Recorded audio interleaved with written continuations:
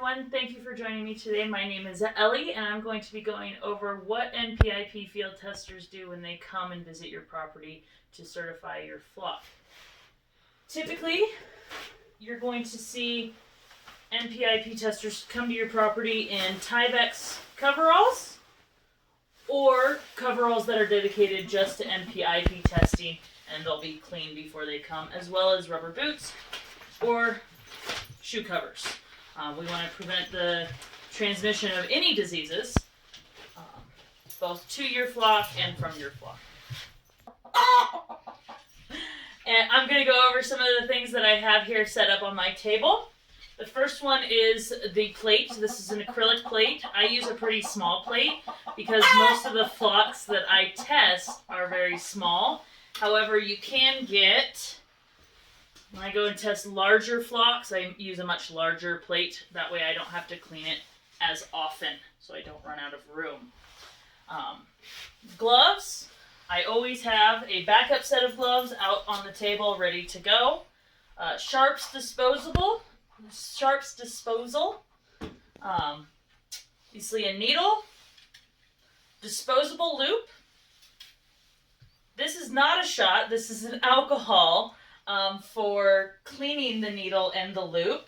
70% alcohol right here. Gauze pads. This is the antigen that we use to do the testing. This one has been repackaged. However, it still has the serial number and the expiration date on there. That's very important for the testers to have on there. I have a notebook, and on here I write the serial number of the antigen that I'm using, as well as right here is where I'll be writing all the breeds that I test, their band number, their sex, and whether they were a positive reactor or not. Because I haven't tested these two birds that I'm going to be testing today for you, they have not been banded, so I have their bands. They're pullets from this year. The other thing as a tester that I always bring with me, because I'm in Wyoming, and there's a lot of areas that don't have cell service and I'm not able to get online.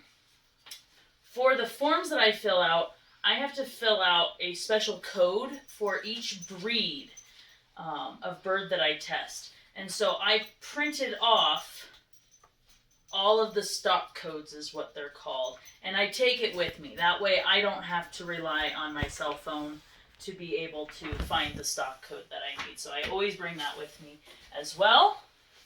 And this is the flock selecting and testing report that I take with me, and this is where all of the owner's information will go, as well as all of the testing information will go.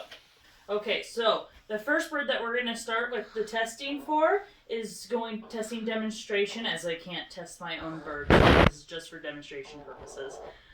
This is just a run-of-the-mill sex link.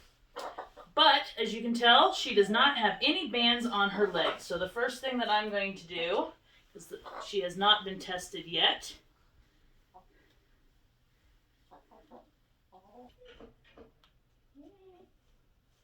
Pause. Okay, now that she has her jewelry, she is band number 38. So that I'm going to write in my book. I'm going to write that she's a sex link. Band number is 38, and it's a pullet. And then, typically when field testers come to your property to test your bird, the property owner or the bird owner or the staff, they're going to be the ones that hold the bird. That way the field tester can test the bird without having to juggle both. So I have my handy-dandy helper here who's going to hold the bird for me, while I take a very small needle, prick its vein, brachial vein right here, the base of the equivalent of an elbow, so this is a chicken wing, right here. I'm going to take my needle and my loop in the same hand. I'm going to move a bunch of feathers out of the way, prick that vein, and then immediately blood will start coming. And you'll fill the loop with the blood. Goes onto the plate, onto one of the antigen drops. You stir it up, and you let it, and you rock it back and forth for 30 seconds. And that's typically when I dip all of my equipment into the alcohol and let it get clean there. And this gets rocked for about 30 seconds. We're going to fast forward. And if your bird is bleeding a lot, you'll take one of the little pieces of gauze that we have sitting out, and you'll push that right onto that vein, and you can tuck the wing right back up. And then the person who's holding the bird can just hold that wing with that gauze under there, and it stops the bleeding pretty quickly. So another thing that I want to talk about briefly too that the NPIP tester will do, they're going to help you assess the overall health of your bird as well. So some of the things that we look for when we're handling the birds is our hand goes right here on the keel bone, the breastbone. We're going to be assessing each and every bird that we handle. We're going to be assessing their body condition. We're also going to be looking at the condition of their feathers. We're going to be looking at the condition of the under feathers down here, making sure that there's no signs of mice or lice. And we're going to be looking at their eyes and their comb. We're just looking at the overall general health of the bird, because if a bird or multiple birds look very unhealthy, that's something that we need to make note of and have a discussion with the owner about as well.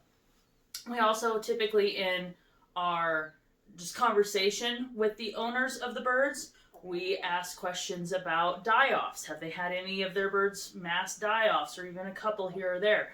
Wild birds, how often, are wild birds in their coops? Have they had any wild bird die-offs? We ask about their biosecurity, which, what steps are they taking to prevent disease? I personally typically ask if they go to shows or not, because that's a really good place to pick up diseases and bring them back to their property. So, okay, this other bird that we have, this is just the run-of-the-mill production red. This is a very common bird that's used for egg production, for brown eggs.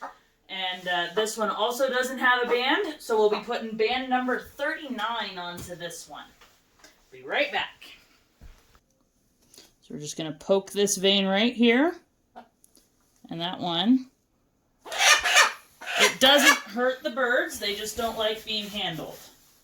And then we're going to take that blood droplet, and we're going to put it right onto the antigen that's already on the plate. And we're going to mix that up.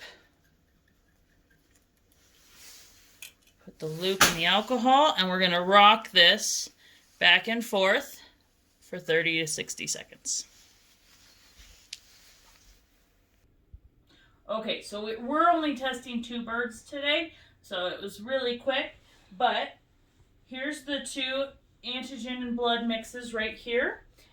They've both been rocked for over 30 seconds, and you'll notice that the color difference between the 2, that doesn't matter one bit. What we're looking for is agglutination in these, which I'll show you a picture of in the slides of what a positive reactor looks like. Both of these birds were negative, which is very good. And so over on my sheet here, I have both the breeds, the band numbers, the sex of each one, and positive reactor, no, for both of them. That will help me in filling out this form for all of the birds tested. So today we tested 2 birds. However, I have been to flocks where we've tested dozens of birds.